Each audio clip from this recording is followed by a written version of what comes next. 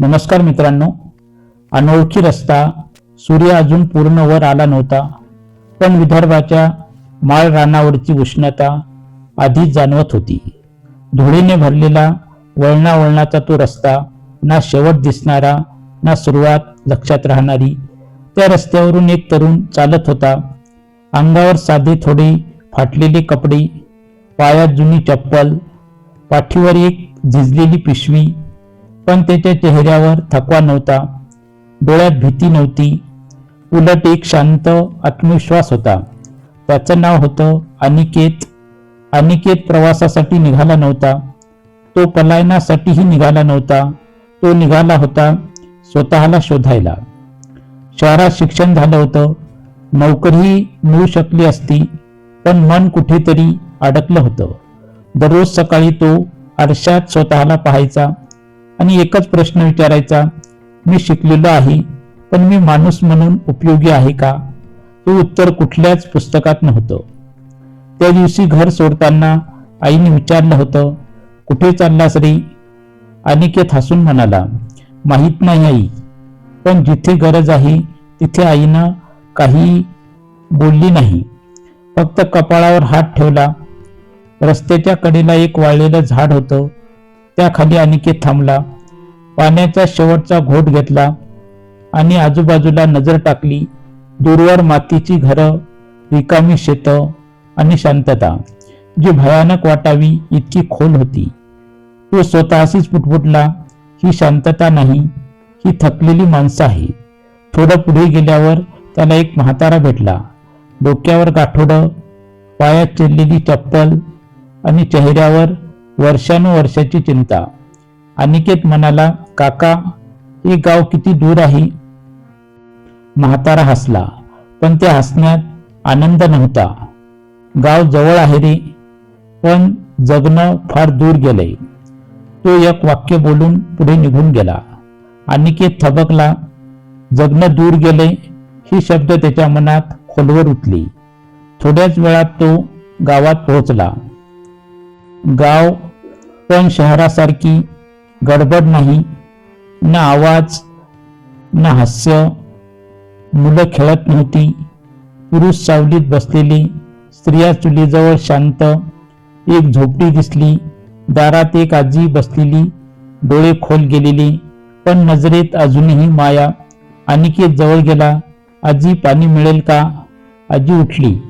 घरातली शेवटची मडकी उचलून म्हणाली, घे बाळा, पाणी कमी आहे, पण माणुसकी अजून संपली नाही. तो पाणी पिताना आजीला विचारतो, गावात इतकी शांतता का आहे? आजी दीर्घ श्वास घेते. भूक आवाज करत नाही रे बाळा, ती आतून खात राहते. अनिकेत गप्प होता. आजी पुढे म्हणते, काम आहे, पण हात नाहीत. तरुण सगळे शहरात गेले, आम्ही इथे थांबलो आणि आशा धरून बसलो. त्या क्षणी अनिकेतला कळलं, हा रस्ता अनोळखी नाही, हा रस्ता आवश्यक आहे. तो त्या दिवशी गाव सोडत नाही. तो आजीला म्हणतो, मी 2 दिवस इथे थांबू का? आजी हसते, थांब, इथं माणसं कमी आहेत, पण जागा मोठी आहे. रात्री तो आकाशाकडे पाहतो, तारे चमकत असतात, पण खाली अंधार असतो. तो स्वतःशीच म्हणतो, तर मी काहीच करू शकलो नाही, तरी निदान कोणासोबत बसलो हेही पुरेसे असेल. आणि तिथेच त्या अनोळखी रस्त्यावर खऱ्या प्रवासाची सुरुवात होते. कधी कधी आयुष्य आपल्याला कुठे जायचं हे सांगत नाही, पण कुठे थांबायचं हे नक्की दाखवतं. पहिलं गाव आलं. भुकेची ओळख. सकाळ झाली, पण गाव अजूनही झोपेतच होतं. सूर्य वर आला होता, तरी झोपड्यातून धूर निघत नव्हता. चुली पेटल्या नव्हत्या, भांडी वाजत नव्हती. अनिकेत झोपडीतून बाहेर आला आणि आजूबाजूला पाहिलं. ही शांतता त्याला खटकत होती. तो हळूहळू गावात फिरू लागला. एका अंगणात 2 लहान मुलं बसलेली होती. समोर रिकामी परात, एकमेकाकडे बघत, पण काहीच बोलत नाही. अनिकेत जवळ गेला. शाळेत नाही गेलात मुलांनो? मोठा मुलगा म्हणाला, आज सुट्टी आहे. अनिकेत विचारतो, काय कारण? मुलगा खाली मान घालतो. आई म्हणाली, भूक लागली असताना शिकवणं आत जात नाही. अनिकेत काही क्षण गप्प राहतो. तो पुढे चालतो. एक पुरुष झाडाखाली बसलेला, हातात फावडा, पण काम नाही. अनिकेत विचारतो, काका, शेतात काम नाही का? तो पुरुष कटू हसतो. शेत आहे रे, पण पाणी नाही. पाणी नाही तर पीक नाही, आणि पीक नाही तर मजुरी नाही. तो फावड्याकडे पाहतो आणि हळूच म्हणतो, हात आहेत पण उपयोग नाही. अनिकेतच्या मनात विचार सुरू होतात. भूक म्हणजे फक्त अन्नाची कमतरता नाही, भूक म्हणजे आशेचीही कमतरता आहे. दुपारी तो आजीच्या झोपडीत परततो. आजी भाजी चिरत असते, पण भाजी फारच थोडी. अनिकेत विचारतो, आजी, गावात कोणी एकत्र काम करत नाही का? आजी सुरी थांबवते. पूर्वी करायचो बाळा, पण हळूहळू सगळे थकले. जे गेले ते परत आले नाहीत. जे राहिले ते वाट पाहत बसले. अनिकेत विचारतो, कशाची वाट? आजी उत्तर देते, कोणीतरी पुढे येईल. असं वाटत राहिलं. त्या क्षणी अनिकेतला जाणवलं, येथे समस्या आळसीपणाची नाही, येथे समस्या एकटेपणाची आहे. संध्याकाळी तो गावकऱ्यांना एकत्र बोलावतो. कोणी येतं, कोणी नाही. सगळ्यांच्या चेहऱ्यावर शंका. एक जण म्हणतो, तू बाहेरचा आहेस, तुला काय कळणार आमचं दुःख?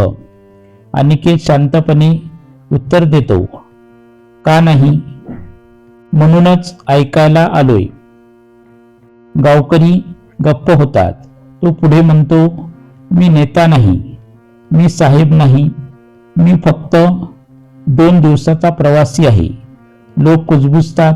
अनिकेत शेवटी म्हणतो, पण उद्या सकाळी मी शेतात जाणार आहे.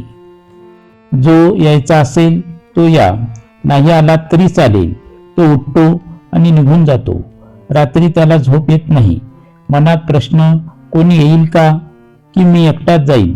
पण लगेच स्वतःशी म्हणतो, कोणी आलं नाही तरी मी गेलो हेही पुरेसं आहे. सकाळ होते. सूर्य उगवतो. अनिकेत फावडा उचलून शेताकडे निघतो. पहिल्या 5 मिनिटात कोणीच नाही. 10 मिनिटांनी एक म्हातारा येतो, मग एक तरुण, मग अजून 2. कोणी बोलत नाही, फक्त काम सुरू होतं. दुपारपर्यंत शेतात चैतन्य येतं. घाम वाहतो, हसू दिसतं. आजी दुरून पाहत असते. तिच्या डोळ्यात पाणी येतं. ती स्वतःशी म्हणते, आज भूक कमी झाली नाही, पण अशा जागी झाली. संध्याकाळी गावात चुली पेटतात. भाजी थोडीच, पण चेहऱ्यावर समाधान. अनिकेत बाजूला बसून पाहतो. तो मनात म्हणतो, हुशारी म्हणजे चमत्कार नाही, हुशारी म्हणजे पहिली पायरी.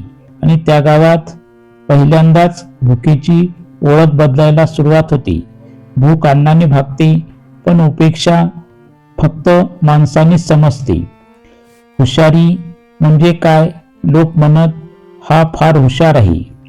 पण अनिकेत म्हणायचा, हुशारी म्हणजे दुसऱ्याला कमी लेखणं नाही, हुशारी म्हणजे दुसऱ्याला उभं करणं. तो गाव सोडतो. मागे राहतात बदललेली माणसं. तो पुढच्या गावामध्ये जातो. त्या ठिकाणी व्यापारी एक गरीब लोकांना लुटत असतो. पुढच्या शहरात एका मोठा व्यापारी लोकांना फसवत होता. कर्ज, व्याज आणि भीती. अनिकेत तो पाहतो. तो व्यापाऱ्याकडे नोकरी मागतो. व्यापारी हसतो, काय काम येतं तुला? अनिकेत शांतपणे म्हणतो, हिशोब. हळूहळू तो व्यापाऱ्याच्या सगळ्या फसवणुकीचे पुरावे गोळा करतो. गावकऱ्यासमोर सगळं उघड करतो. व्यापारी ओरडतो, तू कोण आहेस? अनिकेत उत्तर देतो, मी फक्त प्रवासी आहे, पण डोळे उघडे ठेवणारा. तो असाच प्रवास करत पुढे पुढे निघत राहतो. तर पुढे त्याला हुशारीने एका रात्री जंगलातून जाताना त्याला लुटारू अडवतात. सगळं दे म्हणतात. अनिकेत शांत राहतो. तो म्हणतो, मी गरीब आहे, पण एक गोष्ट सांगतो, तुम्ही मला माराल तर पोलीस येतील, पण मला सोडाल तर मी तुम्हाला काम देईन. लुटारू गोंधळात पडतात. तो त्यांना जंगलातील मध, लाकूड, औषधी, वनस्पती विकण्याचा मार्ग दाखवतो. काही महिन्यांनी तेच लुटारू मजूर झालेले असतात. अपयश सगळंच यशस्वी असतं असं नाही. एका गावात त्याला लोकांनी हकलून दिलं. तू आमचा नेता नाहीस. अनिकेत त्या रात्री खूप रडतो. पहिल्यांदाच त्याला वाटतं आपण चुकतोय का. पण सकाळी तो स्वतःशी म्हणतो, सगळ्यांना बदलता येत नाही, पण प्रयत्न सोडायचा नसतो. आजारी मुलगी. एका छोट्या गावात एक आजारी मुलगी. डॉक्टर नाही, पैसे नाहीत. अनिकेत आपली पिशवी विकतो, स्वतः उपाशी राहतो आणि मुलीला वाचवतो. आई रडत रडत म्हणते, तू देव आहेस. अनिकेत उत्तर देतो, नाही, मी फक्त माणूस आहे. असाच तो फिरत राहतो. शेवटचा प्रवास. रात्र संपत आली होती. आकाशात हळूहळू उजेड पसरत होता आणि दूरवर क्षितिजावर सूर्याची पहिली किरण दिसू लागली. अनिकेत चालत होता, पाय थकलेले पण मन शांत. एका छोट्याशा गावाजवळ तो थांबला. तिथे एक मंदिर होतं. जुने, साधं पण प्रसन्न. मंदिराच्या पायऱ्यावर तो बसला. पहिल्यांदाच त्याला कुठेही जायची घाई नव्हती. थोड्याच वेळात गावातील काही लोक जमा झाले. कोणी त्याला ओळखत नव्हतं. तोही काही सांगत नव्हता. तो फक्त पाहत होता.